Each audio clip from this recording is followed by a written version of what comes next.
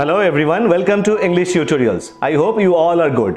আজকের ক্লাসে আমরা West Bengal Council of Higher Secondary এডুকেশনের জন কিটসের লেখা একটা খুব সুন্দর কবিতা দ্য পোয়েট্রি অফ আর্ট নিয়ে ডিটেলে অ্যানালিসিস করব, বাংলায় মানে জানবো এবং কবিতাটির পুঙ্খানুপুঙ্খভাবে এক্সপ্লেনেশনটাও কিন্তু আমরা জেনে নেব। আজকের আলোচনায় প্রথমেই আমি বলে দিই কী কী থাকবে না। প্রথমেই আমরা একটু জন কিটস সম্পর্কে জানবো, তার কবিতার মুখ্য বৈশিষ্ট্যগুলি সম্পর্কে জানবো।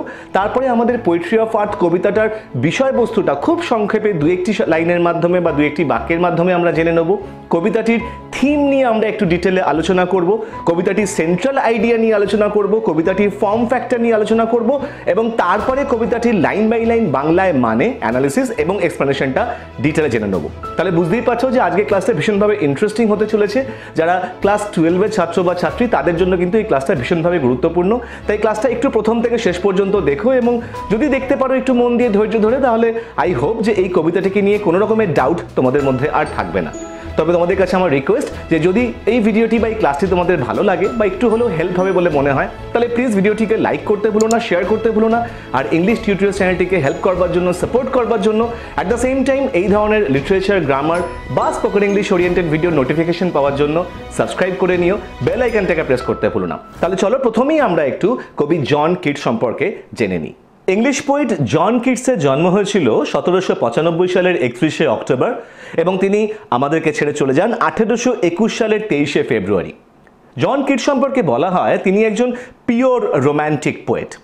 এক্ষেত্রে পিওর রোম্যান্টিক পোয়েট বলতে বলতে বোঝানো হয় যে ইংলিশ লিটারেচারে যে রোম্যান্টিক রিভাইভাল, সেই রোম্যান্টিক রিভাইভালের একজন অন্যতম শ্রেষ্ঠ কবি ছিলেন জন কিটস এবং তার কবিতার বৈশিষ্ট্যগুলি কিন্তু রোম্যান্টিক মুভমেন্ট বা রোম্যান্টিক রিভাইভালের কবিতার বৈশিষ্ট্যগুলির সঙ্গে ভীষণভাবে মিলে যায়। অর্থাৎ তিনি ভীষণভাবে পোয়েট্রি লিখতেন পোয়েট্রি লেখার জন্য, অর্থাৎ কবিতার জন্য তিনি কবিতা লিখতেন এবং তিনি মনে করতেন যে আর্ট ইজ ফর আর্ট সেক, অর্থাৎ শিল্প শিল্পের জন্যই, আর্ট ফর আর্ট সেক একটি লিটারারি মুভমেন্ট বা লিটারারি ডক্ট্রিন বা আন্দোলন যাই বলো না কেন তোমরা, যার বক্তব্য ছিল যে শিল্পকলা সৃষ্টি, সেই শিল্পের সৃষ্টিটা সাহিত্যের মাধ্যমে হতে পারে, পেইন্টিংসের মাধ্যমে হতে পারে, স্কাল্পচার বা ভাস্কর্যের মাধ্যমে হতে পারে।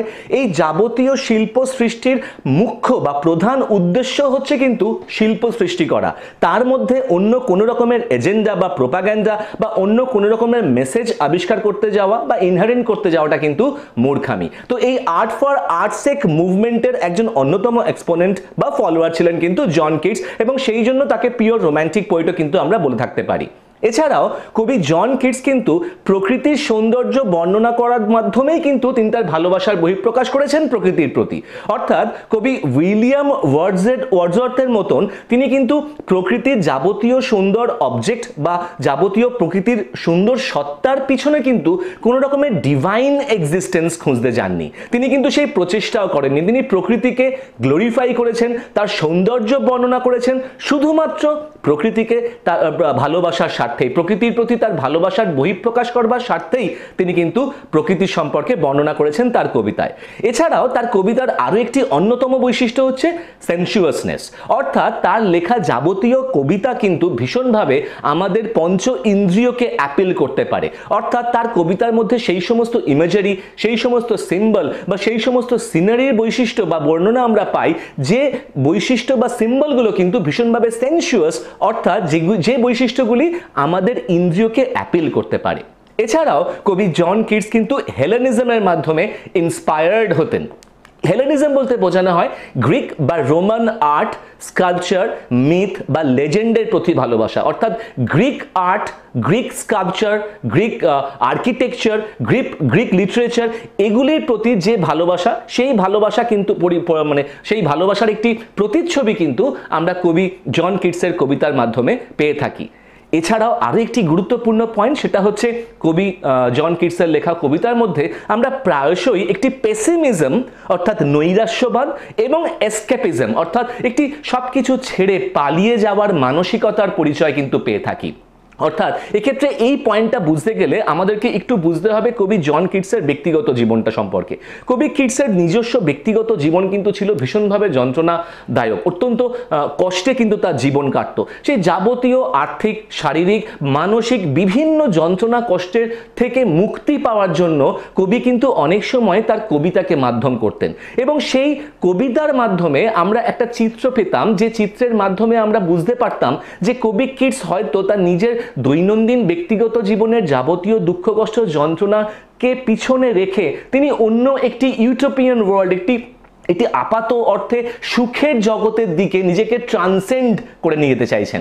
কবি কিটসের ওড টু নাইটিঙ্গেল কবিতায় কবি নাইটিঙ্গেলের গানের ওপর ভর করে নিজেকে একটা অন্য জগতে নিয়ে যেতে চেয়েছিলেন। এছাড়াও কিন্তু তার বিভিন্ন কবিতায় বিভিন্ন শিল্পদ্রব্য, ঐতিহাসিক কোনো দ্রব্য বা গ্রিক আর্টের কোনো দ্রব্যকে নিয়ে কিন্তু তিনি তার ব্যক্তিগত দৈনন্দিন জীবনকে ছেড়ে তাকে ভুলে গিয়ে পালাতে চেয়েছিলেন। অনেক সময় কিন্তু তিনি বিভিন্ন নেশাদ্রব্যের মাধ্যমেও কিন্তু এই চিত্রটা ফুটিয়ে তুলতে পেরেছিলেন তার নিজের কবিতার মাধ্যমে। তো এই নৈরাশ্যবাদ এবং একটি সবকিছু ছেড়ে নিজের ব্যক্তিগত দৈনন্দিন জীবনের দুঃখ কষ্ট যন্ত্রণাকে ছেড়ে পালিয়ে যাওয়ার মানসিকতার চিত্রও কিন্তু তার কবিতার মাধ্যমে আমরা পেয়ে যাই। তাহলে কবি জন কিটসের লেখনীর যেগুলি মূল বৈশিষ্ট্য সেগুলি আমি অতি সংক্ষেপে খুব ব্রিফলি তোমাদেরকে বলবার চেষ্টা করলাম। আশা করি তোমরা এই পয়েন্টগুলি মনে রাখবে। এরপর তাহলে আমরা আমাদের আজকের পাঠ্য বিষয় দ্য পোয়েট্রি অফ আর্থ কবিতাটির মূল বিষয়বস্তুটা অত্যন্ত সংক্ষেপে একটু জেনে নিই। দেখো, পোয়েট্রি অর্থাৎ কবিতা, পোয়েট্রি অফ দ্য আর্থ মানে পৃথিবীর কবিতা। এক্ষেত্রে কবি কিটস কিন্তু এই পোয়েট্রি বলতে আমাদের পৃথিবী বা পরিবেশের যাবতীয় যে সাউন্ড, যাবতীয় যে মিউজিক, সেই মিউজিককেই কিন্তু বুঝিয়েছেন। অর্থাৎ এক্ষেত্রে পোয়েট্রি বলতে আমরা প্রকারান্তরে বলতে পারি তিনি দ্য মিউজিক অফ দি আর্থ অর্থাৎ পৃথিবীর মিউজিকের কথা এই কবিতার মাধ্যমে বর্ণনা করেছেন।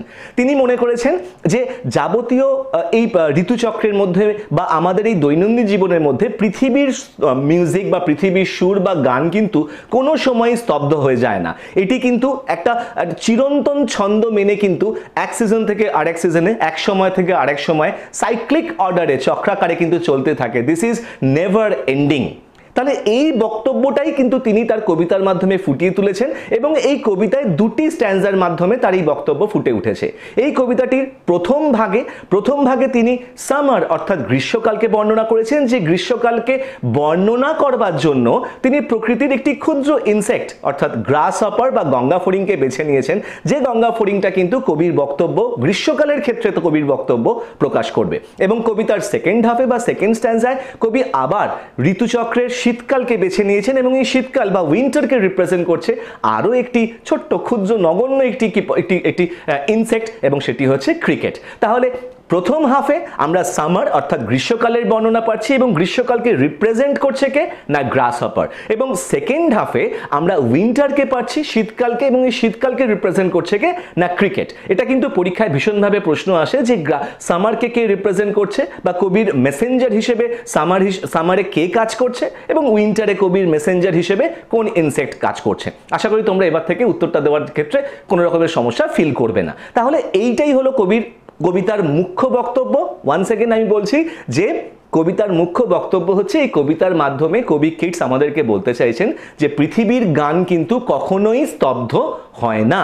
এরপর তাহলে এই কবিতাটার মুখ্য বিষয়বস্তুটাকে আমরা আরেকটু ডিপলি অ্যানালাইজ করব কবিতাটির থিমগুলো ভালো করে একবার বুঝে নেওয়ার মাধ্যমে। দেখে নেওয়া যাক এই কবিতাটির মধ্যে তাহলে আমরা কি কি থিমের উপস্থাপনা পাচ্ছি। তাহলে প্রথমেই আমরা এই কবিতাটির যে থিমের উল্লেখ পাচ্ছি সেটা অফকোর্স নেচার অর্থাৎ প্রকৃতি। নেচারই হচ্ছে এই সনেটটির মুখ্য বা মেজর একটি থিম। এখানে নেচারকে অর্থাৎ প্রকৃতিকে কিন্তু ভীষণভাবে শ্রদ্ধেয় বা সম্মানীয় একটি এন্টিটি হিসেবে কবি কল্পনা করেছেন। নেক্সট যে থিমের রেফারেন্স আমরা পাচ্ছি সেটা হচ্ছে সিজনস, অর্থাৎ এই কবিতায় আমি একটু আগেই বললাম গ্রীষ্ম এবং শীতকালকে দুটো প্যারালাল পিয়ার্স হিসেবে দেখা রয়েছে, যে দুটো প্যারালাল পিয়ার্স বা যে দুটো মেন সিজন কিন্তু আমাদের এই চারপাশের প্রাকৃতিক পরিবেশের ভারসাম্য রক্ষা করে। এক্ষেত্রে কবি এই দুটি ঋতুকে সাইড বাই সাইড রেখেছেন এবং দেখিয়েছেন যে এই দুটোর এগেনস্টে, এই দুটি প্যারামিটারের এগেনস্টেই কিন্তু সারা পৃথিবীর ন্যাচারাল ওয়ার্ল্ডটা বা প্রাকৃতিক পরিবেশটি আবর্তিত হয় বা এক্সিস্ট করে। নট অনলি দ্যাট, কবিতাটির মুখ্য থিম হচ্ছে হোপ। আমি আগেই বললাম যে এক্ষেত্রে কবি দুটি যে থিমের কথা বলেছেন বা যে দুটি সিজনের কথা বলেছেন সেটা হচ্ছে সামার এবং উইন্টার। একটু যদি আমরা ডিপলি ভেবে দেখি তাহলে দেখব যে এই দুটি সিজনই কিন্তু সামহাও ভীষণভাবে এক্সট্রিম। আমাদের দেশে অর্থাৎ গ্রীষ্মপ্রধান দেশগুলিতে যেমন সামার একটি অত্যন্ত এক্সট্রিম সিজন, ঠিক সেরকমভাবেই বিদেশে বা শীতপ্রধান দেশগুলিতে উইন্টারও কিন্তু ভীষণভাবে একটি এক্সট্রিম সিজন। অর্থাৎ এই দুটি ঋতুই কিন্তু বিভিন্ন ক্ষেত্রে বা বিভিন্নভাবে মানুষের জীবনে যাবতীয় প্রবলেম বা যন্ত্রণা বা দুঃখ কষ্টের অবতারণা করে। এই দুটি সিজন কিন্তু মানুষের জীবনকে কিন্তু প্রকারান্তরে প্রতিকূল করে তোলে। কিন্তু এই দুটি প্রতিকূল পরিবেশে বা প্রতিকূল ঋতুতে কবি গ্রাসহপার এবং ক্রিকেটকে নিয়ে এসেছেন তার বক্তব্য রিপ্রেজেন্ট করবার জন্য। এক্ষেত্রে কিন্তু এই গ্রাসহপার এবং ক্রিকেট এরা দুজনেই কিন্তু বেসিক্যালি একটা আশা বা একটা হোপকে রিপ্রেজেন্ট করে, এবং এদের মাধ্যমেই কবি আমাদেরকে বোঝাতে চাইছেন যে আমাদের জীবনে যতটাই প্রতিকূল পরিবেশ আসুক না কেন, যতটাই ডিফিকাল্টি আমরা ফেস করি না কেন, আশা অর্থাৎ হোপ কিন্তু ultimate weapon to overcome all our difficulties or the sufferings in our personal lives. তাহলে এক্ষেত্রে হোপ অর্থাৎ আশাও কিন্তু কবিতার একটা মুখ্য থিম। এর সাথে থাকছে কবির বিউটি অর্থাৎ সৌন্দর্য সম্পর্কে কনসেপ্ট। কবি মনেই করতেন যে beauty is truth, truth beauty, কবির অন্যতম শ্রেষ্ঠ একটি উক্তি। কবি মনে করতেন সেটাই সুন্দর যা কিছু সত্য, এবং যা কিছু সত্য সেটাই সুন্দর। এক্ষেত্রে কবি এই বিউটিটা পেয়েছেন নেচারের মধ্যে, প্রকৃতির মধ্যে। এখানে কবি প্রকৃতির যে সৌন্দর্য তাকে বর্ণনা করেছেন কবিতার বিভিন্ন পংক্তিতে, এবং তিনি এই প্রকৃতির সৌন্দর্যকে আবিষ্কার করেছেন প্রকৃতির অত্যন্ত রূঢ় কষ্টকর যেমন পরিবেশে, ঠিক তেমনি আপাত অর্থে তার থেকে তুলনায় কম একটু মেলো পরিবেশেও, অর্থাৎ গ্রীষ্মের মধ্যেও যেমন তিনি প্রকৃতির এক অদ্ভুত সৌন্দর্যকে খুঁজে পেয়েছেন এবং সেই সৌন্দর্যকে বর্ণনা করেছেন, ঠিক সেই রকমভাবে শীতকালের মধ্যেও কবি সেই প্রকৃতির সৌন্দর্যকে খুঁজে পেয়ে সেটিকেও কিন্তু বর্ণনা করেছেন।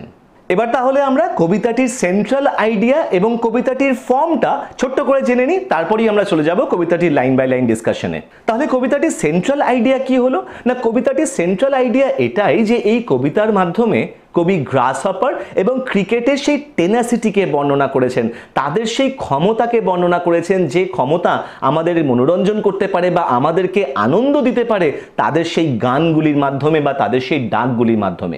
তাদের গানগুলিই হচ্ছে কিন্তু এই পৃথিবীর পোয়েট্রি বা গান বা সুর, সেই পোয়েট্রি বা সেই গান যেটা কোনো সময় বন্ধ হয়ে যায় না বা স্তব্ধ হয়ে যায় না, পরিবেশ প্রকৃতি যতটাই প্রতিকূল হোক না কেন। বেসিক্যালি এই গ্রাসহপার এবং এই ক্রিকেটই হলো কিন্তু সেই হারবিঞ্জার্স অফ হোপ। এরাই কিন্তু সেই আশা নিয়ে আসে আমাদের জীবনে, যে আশাটা আমাদের জীবনের সবথেকে অন্ধকারতম বা সবথেকে কঠিন মুহূর্তেও কিন্তু আমাদেরকে আলো দেখায়। তাহলে এটাই হলো কবিতাটির সেন্ট্রাল আইডিয়া। এবার তাহলে আমরা কবিতাটির ফর্ম ফ্যাক্টরটা একটু জেনে নিই। দেখো, কবিতাটি হচ্ছে একটি পেট্রার্কান সনেট। আমরা সকলেই পেট্রার্কের নাম শুনেছি। পেট্রার্কান একজন ইতালীয় কবি, যিনি কিন্তু আমরা মনে করে থাকি অনেক ক্ষেত্রে যে সনেট যে ফর্ম সেই সনেট ফর্মের আবিষ্কর্তা, কিন্তু এই কথাটি ঠিক নয়। কারণ কবিতাটি মানে সনেট হলো, সনেট ফর্মের আবিষ্কর্তা ছিলেন জিওকোমো ডা লেন্টিনি। পরবর্তীকালে কবি পেট্রার্ক এই সনেট ফর্মটাকে পপুলারাইজ করেন, জনপ্রিয় করে তোলেন, এবং সেই ক্ষেত্রে বা সেই অর্থেই আমরা অনেক সময় পেট্রার্ককেই সনেটের আবিষ্কর্তা বলে থাকি। Basically he was not the inventor of that particular poetic form. Okay, তাহলে পেট্রার্কান সনেট এটা নির্দিষ্ট বৈশিষ্ট্য রয়েছে। না, মূল বৈশিষ্ট্য কি না, পেট্রার্কান সনেট সবসময় দুটো ভাগে বিভক্ত থাকে, দুটো স্ট্যান্জায় বিভক্ত থাকে। একটা সনেট আমরা সকলেই জানি যে 14 লাইনের হয়। তাহলে পেট্রার্কান সনেটের এই 14টি লাইন অক্টেভ অর্থাৎ 8 লাইন এবং সেস্টেট অর্থাৎ 6 লাইন, এই দুটি স্ট্যান্জায় বিভক্ত থাকে। এই কবিতাটিও একটি পেট্রার্কান সনেট ফর্মের এক্সাম্পল। কিন্তু কবি জন কিটস এই পেট্রার্কান ফর্মটির মধ্যেও একটুখানি মডিফিকেশন করেছেন, তিনি মোল্ড করেছেন। কিরকম ভাবে না, তিনি অক্টেভটাকে অর্থাৎ প্রথম 8 লাইনটাকে দুটি কোয়াট্রেনে ভেঙেছেন। কোয়াট্রেন বলতে আমরা বুঝি 4 লাইনের স্ট্যান্জা, অর্থাৎ 8 লাইনের অক্টেভ দুটি কোয়াট্রেনে ডিভাইডেড হয়েছে, এবং প্রত্যেকটি কোয়াট্রেনের রাইম স্কিম হচ্ছে এ বিবি এ, এবং লাস্ট যে সেস্টেট অর্থাৎ 6 লাইন সেটিকে তিনি দুটো টার্সেটে ভেঙেছেন। টার্সেট বলতে বোঝানো হয় তিন লাইনের একটি পংক্তি বা স্ট্যান্জা, অর্থাৎ কোয়াট্রেন 4 লাইন, টার্সেট 3 লাইন, তাহলে 6 লাইনকে তিনি আবার 3 লাইন করে ভেঙেছেন এবং প্রত্যেকটি 3 লাইনের রাইম স্কিম হচ্ছে CDE। তাহলে কবিতাটির ফর্ম নিয়েও নিশ্চয়ই আশা করি তোমাদের আর কারোর কোনো ডাউট নেই। পরীক্ষায় যদি প্রশ্ন আসে যে দ্য পোয়েট্রি অফ আর্ট কি ধরনের কবিতা, না তোমরা ডেফিনেটলি বলবে ইটস আ পেট্রার্কান সনেট ফর্মের কবিতা, এবং এখানে অক্টেভকে দুটো কোয়াট্রেনে ভাগ করা রয়েছে এবং সেস্টেটকে দুটো টার্সেটে ভাগ করা রয়েছে। তাহলে এই হয়ে গেল আমাদের কবিতাটির সেন্ট্রাল আইডিয়া এবং ফর্ম। তাহলে আমাদের মূল আলোচনাটা একটু হলেও হয়তো লম্বা হয়ে গেল, একটু ডিটেলড হয়ে গেল, বাট আমার মনে হয় যেটা তোমাদেরকে হেল্পই করবে। তাহলে এইবার চলো আমরা তাহলে কবিতাটির লাইন বাই লাইন বাংলায় মানে এবং অ্যানালিসিসটা শুরু করে দিই। তাহলে প্রথমেই আমাদের অক্টেভ পার্ট, যে অক্টেভ পার্টে রয়েছে 8 লাইন, দুটি কোয়াট্রেনে বিভক্ত। The poetry of earth is never dead. প্রথমেই দেখো কবি কিটস একটি এমফ্যাটিক অ্যাসার্টিভ সেন্টেন্সের ব্যবহার করছেন, যে অ্যাসার্টিভ সেন্টেন্সটির মাধ্যমে তিনি ক্লিয়ারলি তার রিডারদেরকে কনভে করছেন এমফ্যাটিক্যালি যে এই পৃথিবীর যে কবিতা বা যে সুর বা গান সেটা কিন্তু কখনোই মৃত হয়ে যায় না। এবার তিনি তার এই বক্তব্যটাকে এক্সপ্লেন করছেন বাই সাম এক্সাম্পলস। কি বলছেন তিনি? When all the birds are faint with the hot sun, তিনি বলছেন যে যখন সমস্ত পাখিগুলি প্রায় মূর্ছা যাওয়ার মতন অবস্থা হয়, ফেইন্ট অর্থাৎ মূর্ছা যাওয়া, জ্ঞান হারানোর মতন অবস্থা হয়, উইথ দ্য হট সান, সেই উত্তপ্ত সূর্যের কারণে। অর্থাৎ প্রথমেই আমরা উত্তপ্ত সূর্যের রেফারেন্স পাচ্ছি, তার স্কর্চিং হিটের রেফারেন্স পাচ্ছি। তার মানে আমরা বুঝতেই পাচ্ছি যে তিনি কোন ঋতু বা কোন সিজনকে নিয়ে তার ডিসকাশন শুরু করেছেন, অর্থাৎ সামার। কবি বলছেন যখন উত্তপ্ত সূর্যের প্রখর দাবদাহে সমস্ত পাখিগুলি প্রায় মূর্ছা যাওয়ার মতন অবস্থা হয়, and hide in cooling trees, এবং সেই পাখিগুলি তখন যখন কিনা সেই ঠান্ডা শীতল ছায়া প্রদানকারী গাছগুলির আশ্রয়ে লুকিয়ে পড়ে, তখন a voice will run from hedge to hedge, তখন কিন্তু একটি কণ্ঠস্বরকে ছুটে বেরিয়ে শুনতে পাওয়া যায় এক ঝোপ থেকে আর এক ঝোপে, অ্যাবাউট দ্য নিউ মোন মিড, সদ্য কাটা তৃণপ্রান্তরের মধ্যে। অর্থাৎ দেখো প্রকৃতির গান বা প্রকৃতির সুর বলতে আমরা ইনভেরিয়েবলি খুব কমনলি মনে করি যে প্রকৃতির গান বলতে পাখিদের গান, কিন্তু এক্ষেত্রে প্রখর দাবদাহে কিন্তু পাখিরা তাদের গান স্তব্ধ করে দিয়েছে, তারা তাদের গান থামিয়ে দিয়েছে প্রচণ্ড ক্লান্তিতে। তারা সেই গান থামিয়ে গাছগুলির শীতল ছাওয়ায় তারা এখন আশ্রয় নিচ্ছে, ফলে তারা আর গান গাইতে পারছে না। ফলে ন্যাচারালি আমরা মনে করতে পারি তাহলে এই তো গ্রীষ্মের প্রখর দাবদাহে প্রকৃতির গান স্তব্ধ হয়ে গেছে, কিন্তু অ্যাকচুয়ালি ব্যাপারটা নয়। যখন পাখিরা তাদের গান বন্ধ করে দেয় তখন সদ্য কাটা তৃণপ্রান্তরের এক ঝোপ থেকে আর এক ঝোপ থেকে কিন্তু একটি কণ্ঠস্বর শুনতে পাওয়া যায়, যে কণ্ঠস্বরটা এক ঝোপ থেকে আর এক ঝোপে ছুটে যাচ্ছে এবং কন্টিনিউয়াসলি ক্রমাগত ডেকে যাচ্ছে। কার কণ্ঠস্বর সেই কণ্ঠস্বরটি? That is the grasshoppers. সেই গান বা সেই কণ্ঠস্বরটি হলো গ্রাস হপারের। He takes the lead. এই সময়ে সেই গ্রাস হপারটি কিন্তু অগ্রণী ভূমিকা পালন করে ইন সামার লাক্সারি, সেই গ্রীষ্মের বিলাসিতায়। He has never done with his delights. সে কিন্তু তার এই আনন্দর কোনো সময়ই তার কিন্তু সীমা থাকে না। For when tired out with fun, কারণ যখন সে এই আনন্দ করতে করতে ফুর্তি করতে করতে ক্লান্ত হয়ে পড়ে, he rests at ease beneath some pleasant with, তখন কিন্তু সে গিয়ে একটু আরামে বিশ্রাম নেয় কোনো একটি মনোরম আগাছার নিচে।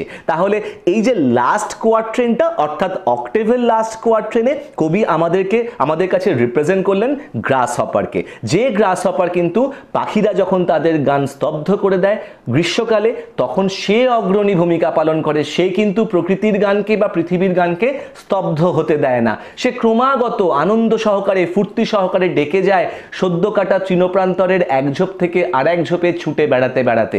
সে কিন্তু তার আনন্দ ফুর্তির কিন্তু তার কোনো সীমা পরিসীমা থাকে না, এবং যখন এই আনন্দ করতে করতে সে একটু হলেও ক্লান্ত হয়ে পড়ে, সে তখন কোনো একটি মনোরম আগাছার বা ঝোপের নিচে কিন্তু বিশ্রাম নিয়ে নেয়। তাহলে অক্টেভ পার্টের দুটি কোয়াট্রেনে আমরা গ্রীষ্মকালকে পেলাম এবং সেই গ্রীষ্মকালে গ্রাস হপারের ভূমিকা সম্পর্কেও জানলাম। এবার তাহলে আমরা চলে যাব কবিতাটির সেস্টেড পার্টে। ওয়ান্স এগেন দেখো, অক্টেভ পার্টটি যেমনভাবে একটি অ্যাসার্টিভ এমফ্যাটিক স্টেটমেন্ট দিয়ে শুরু হয়েছিল, ঠিক একই রকমভাবে সেস্টেড পার্টটিও একটি অ্যাসার্টিভ এবং এমফ্যাটিক স্টেটমেন্ট দিয়ে শুরু হচ্ছে। কবি প্রকারান্তরে আবার বলছেন একই কথা, তিনি একটু অন্য ভাষায় এবার বলছেন, the poetry of earth is ceasing never.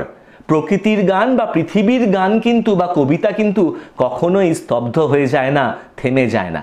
এবার তিনি শীতকালের বিবরণ দেবেন।